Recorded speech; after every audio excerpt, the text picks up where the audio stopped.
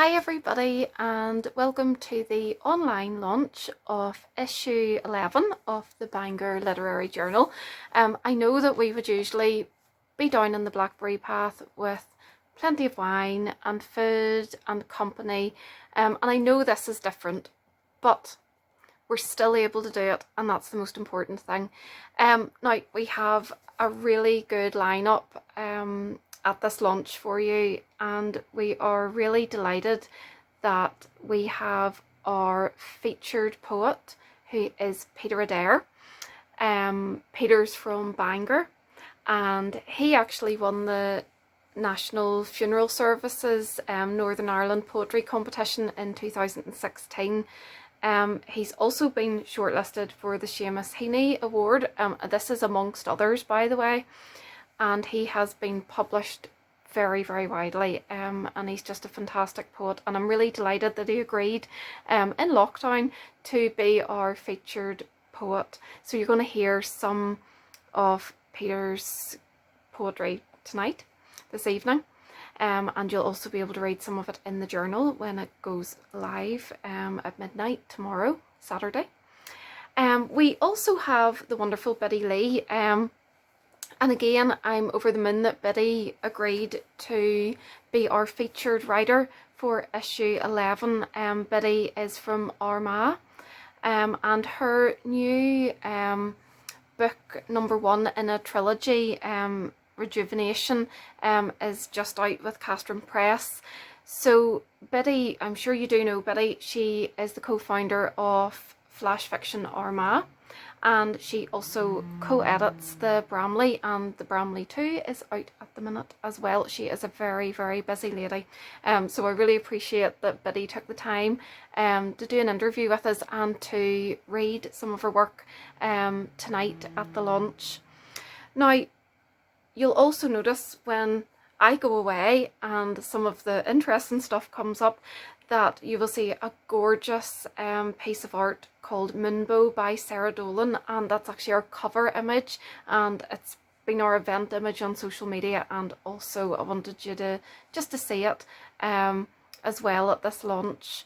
And there's loads of other artwork in the journal tomorrow night, loads of fantastic photography, paintings, collage, some gorgeous portraiture as well this time, by a whole range of talented local and international artists and photographers. So I'm really looking forward to you all seeing the work that was selected by Paul and myself for this issue. Now tonight, alongside Peter and Biddy, you're going to be treated to a whole range of flash fiction pieces and poetry, and the majority actually of our submissions this time, the people who were selected to contribute to issue 11, actually we have readings by them. Anybody that wasn't able to record a reading for various reasons, you'll be able to read their work tomorrow night. So we have Bobby Sparrow, we have Sheila Taldy, we have Jen Kretnick, Sue Stegging, Gifford Savage, Donna Hunter, Sudha Balagabal, Katie Martin, John Kelly, Breach McGinley, Eleanor Clark, and Laura Cameron. And you'll be able to read all those tomorrow evening alongside the other work as well. Now,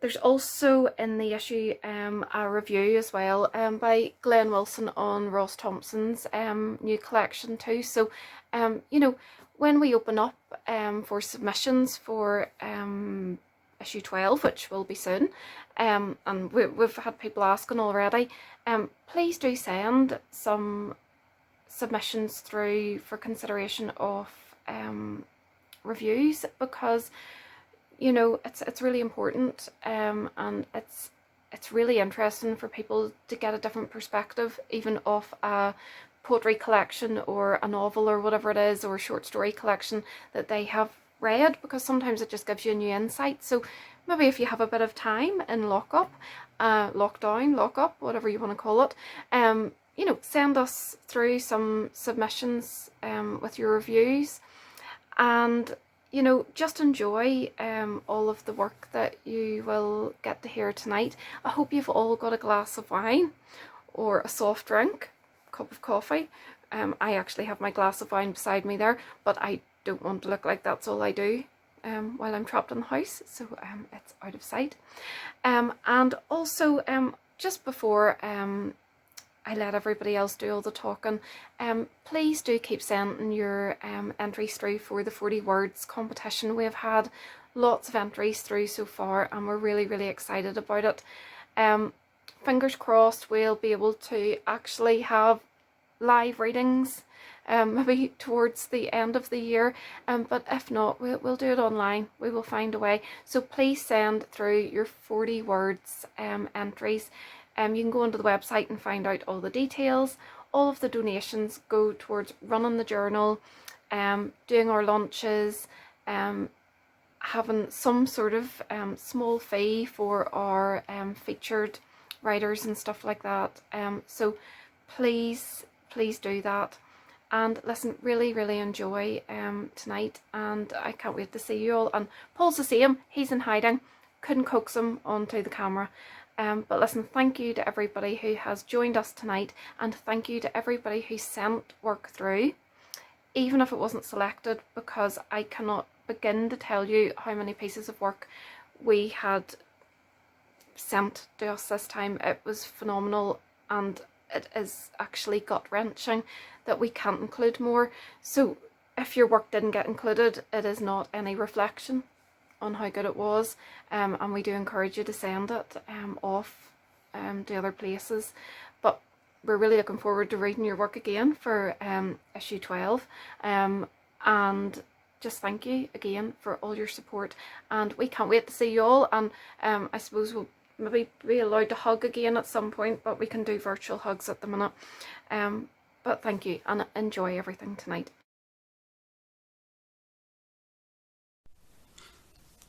Good evening, ladies and gentlemen, and thanks for listening to this online launch.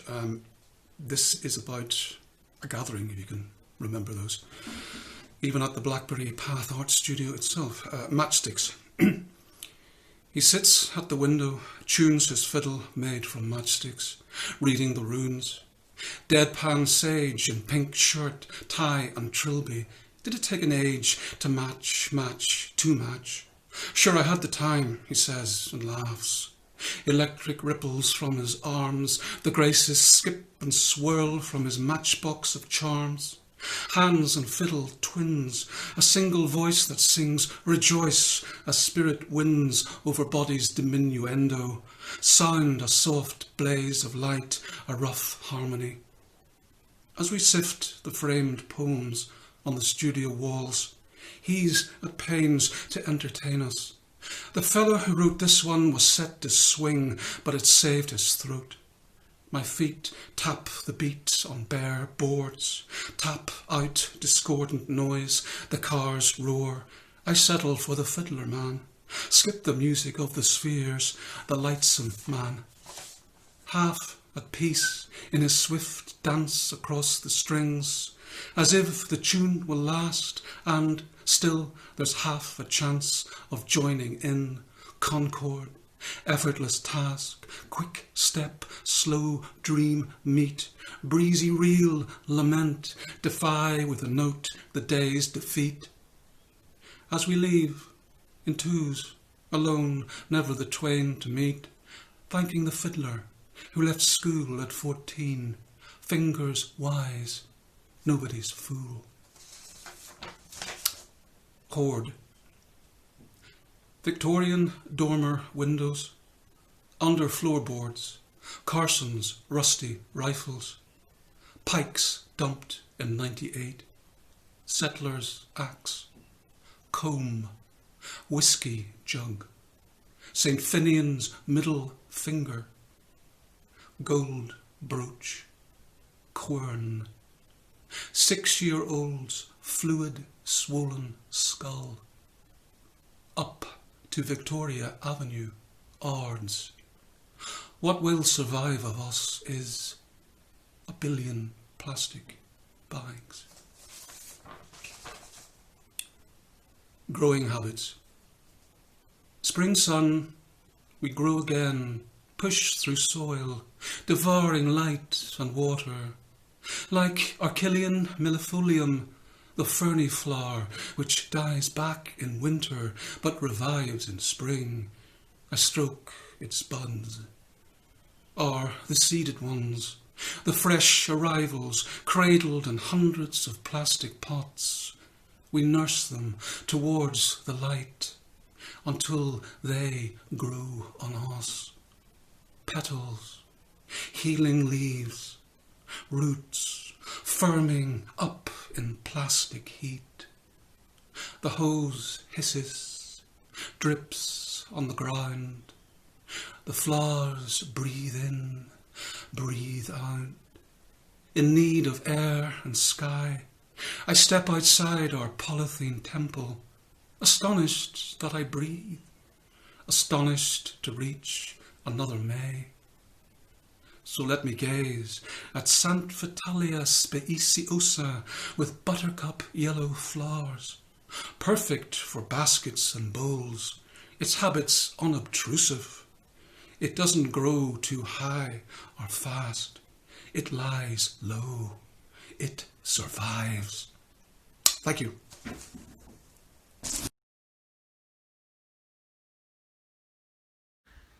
Hello, my name is Bobby Sparrow, and this is my poem, which is titled How My Mother Chopped Onions. How my mother chopped onions. She cupped her small hand around papery skin, judged its weight, its shape. She straightened her lean fingers like spiders ready to dance with the knife. Chose the best blade and cleaved two halves, waiting several moments as each rolled quietly on the wood, settling itself. Twin parts, yet not mirrored, one with a small white heart, the other threaded through with green. In two easy motions, she peeled away the skin and turned them over, nude rumps up. Sitting on the countertop, I watched as each slice fell as quick as tears. My mother sang, "Fill the fluther's ball," stirring the onions with butter and oil. The slivers softened and shone. I pinched one, burning my tongue on its luscious heat. I popped another in her mouth, butter dripping on her blouse. We plucked each sprig of rosemary clean. She inhaled the woody green before tipping them to carouse within the crowded pot. As the catch caramelized, the scent from the pot infused the house. I followed her upstairs, heard my father's key in the door. Oil of Ulay to cleanse and scent, palettes of colour to brighten and revive. A white silk blouse with tiny red roses, animating the jet black of her hair and her burnt umber eyes. I watched as she dappled her lips with devil red, then caressed her mouth in circles until she could kiss an onion and take away its sting. Hugging my knees, I thought of tart Provençal and my own delicious hunger.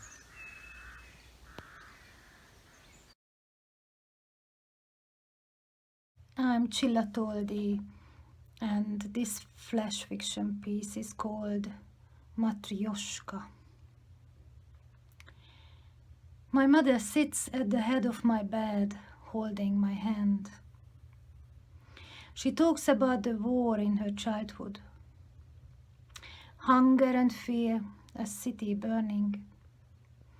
Frozen carcasses of horses chopped up with axes. The soldiers bring noodles in buckets. When the battles are won, they calm and tell tales about their homeland. Rafts slide on the green mass of water, crossing the Volga. As far as the eyes can see, golden rye fields spread in the sunshine. Men poise the skife, women tie the grass, singing songs about their daughters and sons they have left behind in timber houses.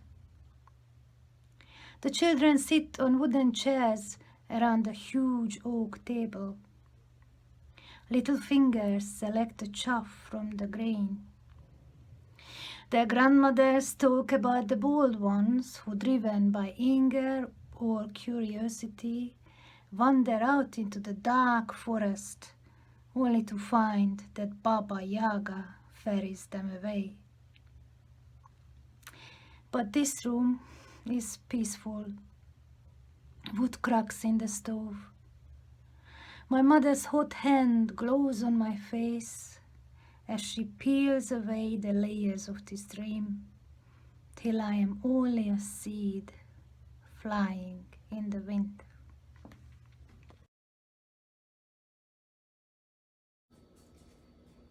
Hi, my name is Jen Karetnik, and I'm going to be reading I Praise My Neighbors.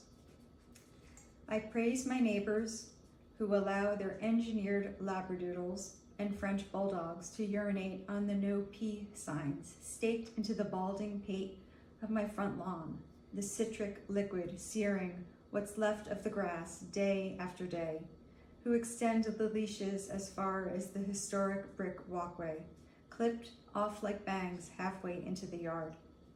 I want to be as brave as they are, watching their dogs' legs arabesque over the cast iron, silently castigating them in front of the crepe myrtle draped with the ironed hippie hair of Spanish moss and the weeping crimson bottle brush, knotted by air plants, ribboned with hummingbirds. I applaud their collective gaze, as impassive to criticism as a referee, how it pays no attention to me sitting less than 20 feet away in the window of the Tudor house that once belonged to the Capone family, where the attic is haunted by auburn and emerald iguanas jeteing from the top of the overgrown live oak. And I hide my jewelry, what little of it is left, my grandmother's opal rings stolen when I lived on South Beach, behind the false wall that once shielded shotguns. This courage, it is an unearned, misplaced brilliance.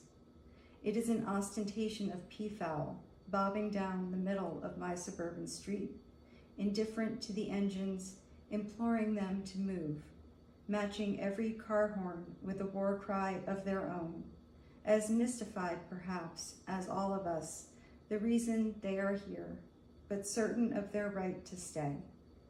It is the sound I need to sample, to rebroadcast in continuous 4-bar loops, rather than the jeweled good morning voice, the I don't like to make trouble when I'm new here voice, the I clean up my mess of my own dog's voice, instead of letting polished cymbals speak this message for me.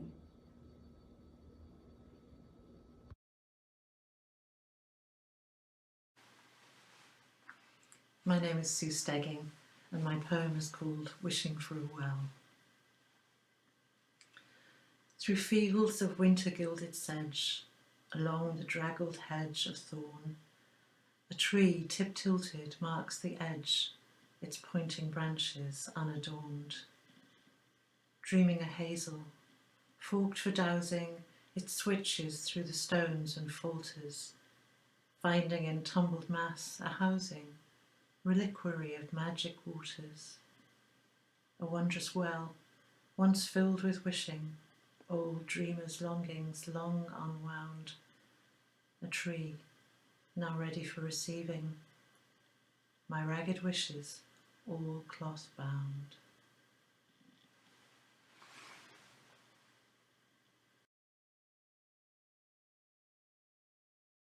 Hello everyone, my name is Gifford Savage and my poem is called Last Lap. He seemed too small for the hospital bed. Frail, vulnerable, skin like nicotine-stained white paint. The nurse plumped up his pillows. Will you try to eat something? Maybe ice cream and jelly, she cajoled. bringing fresh water. She smiled. He smiled. The physio came next, got him out of bed, shuffled him down the corridor. Steps hesitant, unsteady. Face etched with concentration, as if trying to remember this most simple of tasks. Just put one foot in front of the other. One foot in front of the other. He'd raced at the Isle of Man TT. I pictured him back then, a young gun. Chin on tank, tucked flat under the screen, keen eyes sharply focused ahead. Symbiotic synthesis of man and four-stroke engine, defying death on a thin grey strip between a green blur of trees and hedges. Strong legs, corded arms, leaning his weight from side to side with perfect balance. Knee strider scuffing tarmac, every inch of road memorized, every kink and bend, every bump and dip and camber, every apex and breaking point.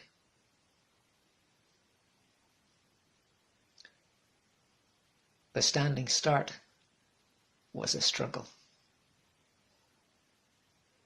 A rollator has 4 wheels, not 2. He was stuck in first gear. That's enough for today. Let's get you back into bed. We'll try another lap tomorrow.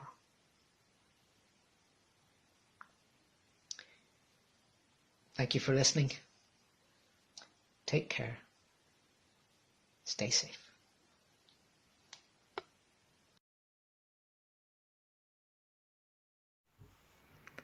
Hello, my name is Donna Hunter and my poem is called Little Bird.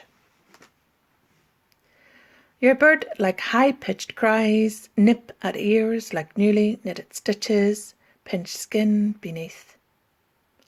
I lift you into my arms. You are heavy, heavier than when you were first placed there, a picture of warm, wrinkled pinkness. I have nothing to offer, little bird. I am empty of everything, even the first taste of milk. I lay your body down. I am tired, numb. Your hopeless babbles turn to soft, thumb-sucking noises, then cease. Nothing prepared me for this unbonding, or the screaming of soon-to-be mothers labouring.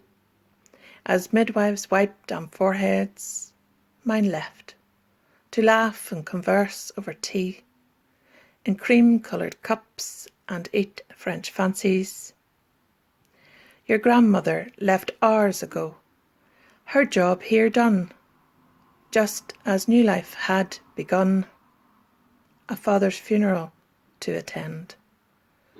The knitting needles of labour pains long packed away, the umbilical cord now cut.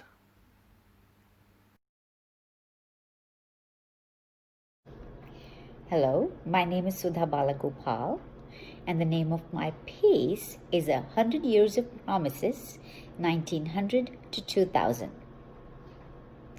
My great-grandmother, born at the turn of the century in British India, is wedded at 12 to a man from faraway lands in exchange for 2 cows. Reviled by her in-laws for bearing 5 daughters, she is helpless, unable to read, write, or contact home. It'll be different for my girls, she vows. At 16, my grandmother's hand is given in marriage to a catch, a man employed in the big city. She's blessed with female children, a philandering husband, and little money to call her own. It'll be different for my girls, she vows. My mother finishes school, elopes with a smooth talker, ends up emigrating to the States. She has one child, a daughter, divorces my abusive father, supports herself as an office drudge. It'll be different for my girl, she vows. I go to college, break many rules, marry outside my race, study law, and enter politics. It's not for women, my mother warns. I'll make it different for my girl, I vow.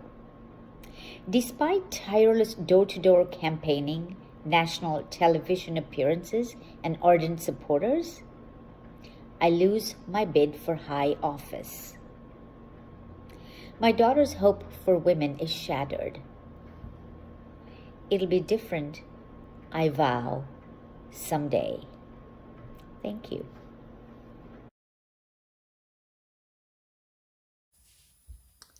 Hello, my name is Katie Martin and this is my poem, Beach. Before we laid our blanket on the sand, the weather changed.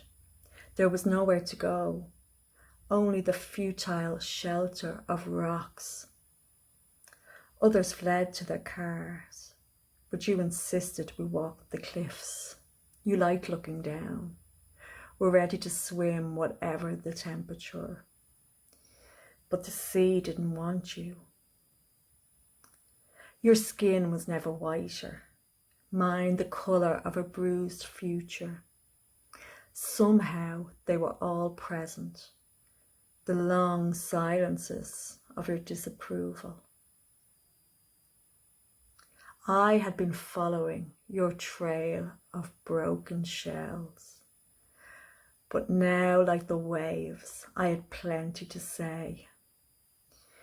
The sun's opening eye became visible through grey.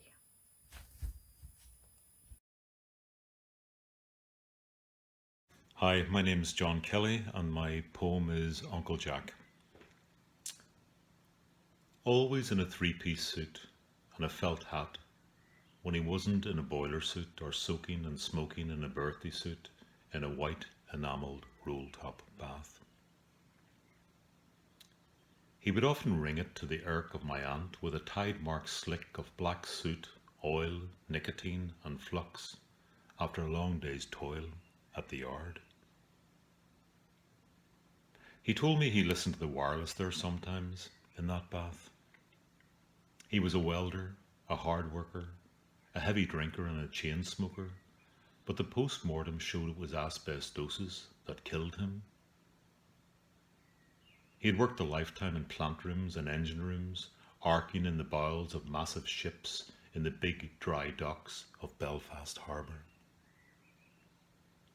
And I'm now standing at a counter in Dock Street in my own black suit, and I'm sombre until a boilermaker is put up to me by an old workmate of his, a pipe lagger called Bill, smiling in a swirl of blue-grey smoke.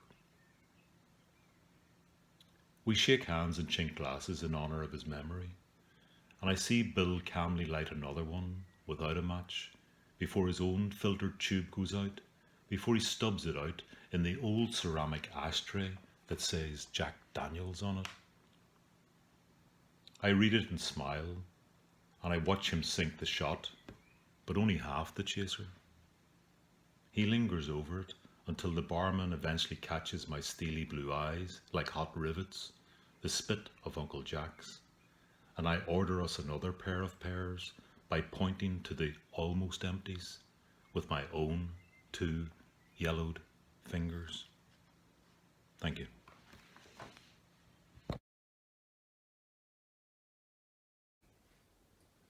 Hi, I'm Bridge McGinley, and this is my flash fiction piece, Has Anyone Done a Moon Gazing Here?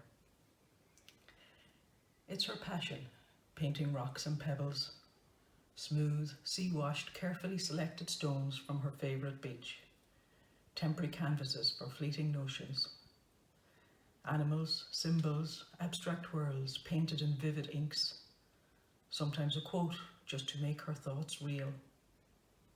But now, though she has time, the passion has retreated become inconsequential.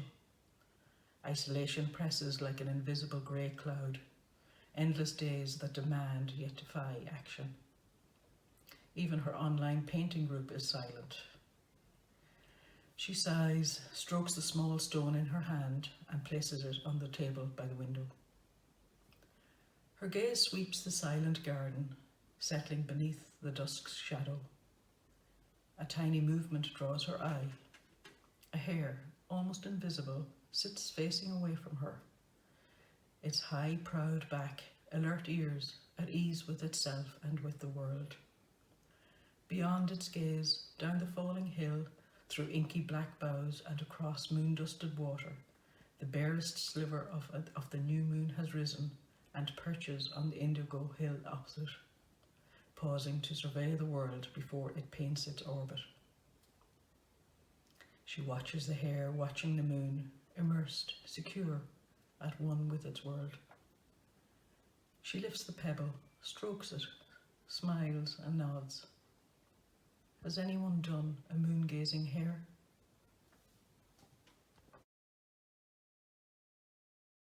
Hi, my name is Eleanor Clark and my poem is called To the Bodies Unseen. To the Bodies Unseen. I slapped blusher across the horizon and powdered the sky blue. No one had seen my body in years. It must have been 10 at least, the last time I was persuaded to go to the swimming pool. I'd hidden awkwardly in the corner of the changing rooms, clumsily clipping on my bra one-handed, shrouded in my towel as I tried not to watch the other women chatting naked, glowing and smelling of floral things, scented sprays and talcum powder. My friend laughed and asked me what was wrong. I didn't answer, didn't know how to explain that my body was uncharted territory, left unobserved for years. 5 years to be exact, and a couple of months that drunk night at a Christmas do when unfamiliar hands had roamed across flesh, leaving heavy prints on the air-aching skin. Now I wonder, if no one sees it, does that make it exist less? Like a crash in a forest which nobody heard, a rash on a corpse, nobody cared.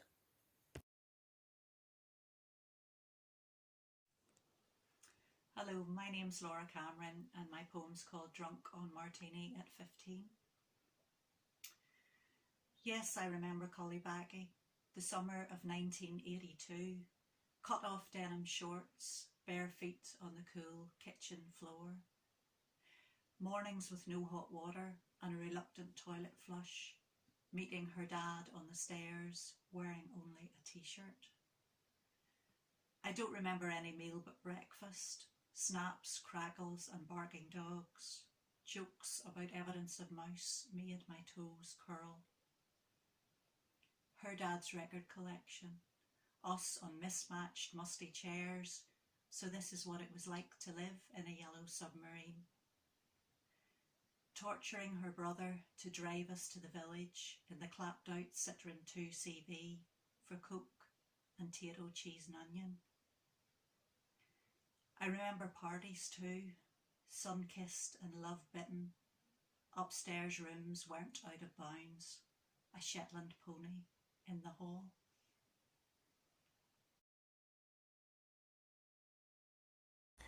Hello. Thank you to the Bangor Literary Journal and to Amy for inviting me to be a part of this exciting project as featured writer. I'm Biddy Lee. And I'm going to read from my new release, Rejuvenation Book 1, in the Rejuvenation Trilogy. I'm going to start near the beginning of Book 1, where it's the 10th of June, 2034.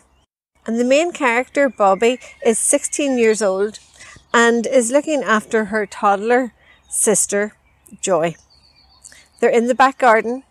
And we're picking up where Joy is being very naughty and has ripped the heads off the daffodils and has shoved them in her mouth. Stop, you brat! Bobby grabbed Joy's arms, wanting to dig her fingers in hard, but stopped herself. Joy was only 2. Bobby wrestled the crushed blossoms from the child's mouth. How can someone so small be so strong? Joy threw her head back and discharged an ear-shattering squeal.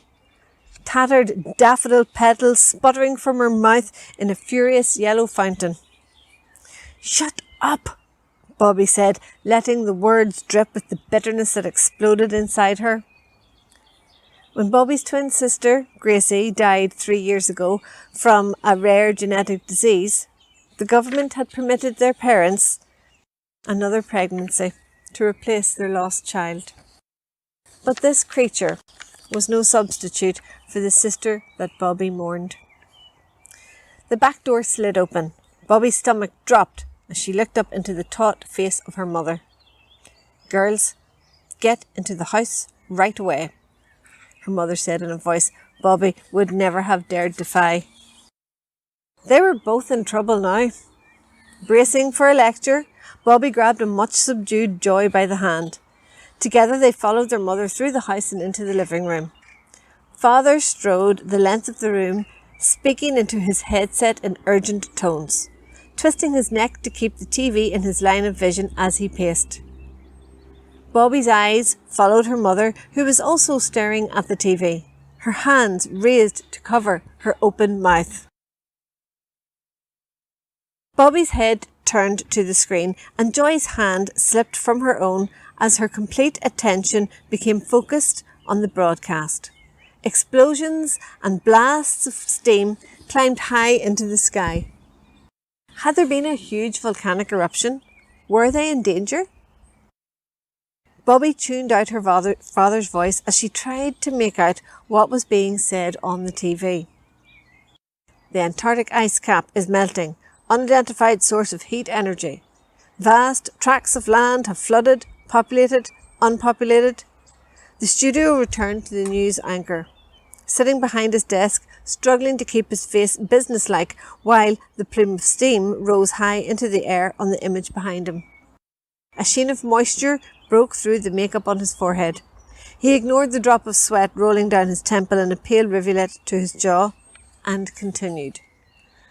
There are now reports that this spike in global temperatures is melting glaciers in the Rockies, the Alps and the Himalayas, inundating inland areas in smothering mud washes and causing landslides, laying waste to prime farmland and desert alike. The image behind him switched to show boiling torrents of grey-brown water surging between houses. A grainy, momentary close-up of a swept-away car showed the driver and one passenger with faces pressed against the windscreen. Mouths opened in soundless yells. Fists pounded the glass. The car swung around, struck the corner of a building and flipped over before sliding under the swirling, muddy water. News just in, the news anchor stated urgently, ratcheting Bobby's heart rate. More high-energy blasts have hit London, Dubai, Mumbai and Hong Kong and New York. Over to our US correspondent. On the screen, something that looked like a green candle was melting, wax dripping down its sides. With a fresh rush of horror, Bobby realised the candle was the Statue of Liberty. There's no hope for Manhattan now. No one could have survived that blast. The melting point of bronze is about 950 degrees Celsius. Behind the reporter, surging waves broke against the feet of the melted statue. Manhattan. Bobby turned to face her father, who had stopped his pacing, completely enthralled by the developments on the screen. What's happened? Bobby asked, her chest tight. A high-energy beam originating from outside the Earth's orbit. Started with Antarctica, her father said, without looking away from the screen. Maureen, he said, managing to tear his eyes from the TV and step over to Bobby's mother, taking her hand in his. The US Air Force, Indo-Asian Pacific Allied Front and Euro Alliance are all calling in pilots. Anyone with aviation experience. I have to go to Shannon Airport right away. Oh God. Maureen put her hand to her throat. No, Daddy, you can't, Bobby cried, grabbing his free hand. Please, we need you here. The hug he pulled her into didn't ground her like the gesture should have. I have to help, Bobby. He kissed her head. I have to go for you and Joy, for all our sakes. As her arms wound round his waist, she inhaled his scent, spicy, woody, clean, the smell of safety, of family. We estimate the worldwide death toll to be approaching 1 million as people get trapped in flooding coastal cities. The anchor's voice broke with emotion. Bobby had never seen a journalist cry before. Somehow, that alarmed her more than the horrific footage. Her clasp on her father tightened. Gently, he unwrapped her arms, dropping to one knee, his face now level with hers.